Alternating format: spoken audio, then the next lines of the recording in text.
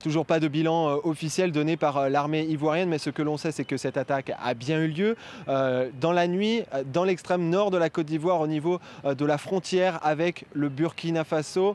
Plusieurs victimes, plusieurs blessés, mais toujours pas de bilan officiel, comme je vous le disais. Ce que l'on sait, c'est qu'il y a des djihadistes présents dans la zone. On le sait depuis de nombreux mois. Les attaques ont généralement lieu du côté du Burkina Faso. Il y a un petit peu plus de 3 semaines, une opération conjointe avait été menée entre l'armée ivoirienne et l'armée du Burkina Faso dans cette zone, l'opération Komoé, du nom du fleuve qui traverse les deux pays. Eh bien, l'objectif était de prendre en tenaille les djihadistes présents dans cette zone transfrontalière. Le bilan de cette opération avait été l'arrestation de 38 suspects, 8 djihadistes présumés décédés et une petite base au Burkina Faso qui avait été démantelée. Alors on peut légitimement penser qu'il s'agit potentiellement de représailles de la part des djihadistes qui sont basés dans cette zone, mais encore une fois, cela n'est pas encore confirmé par l'armée ivoirienne. C'est le premier attentat qui a lieu sur le sol ivoirien depuis celui de Grand Bassam en 2016 qui avait fait 19 morts, même si selon les autorités, depuis lors, plusieurs attentats auraient été déjoués ici sur le sol ivoirien.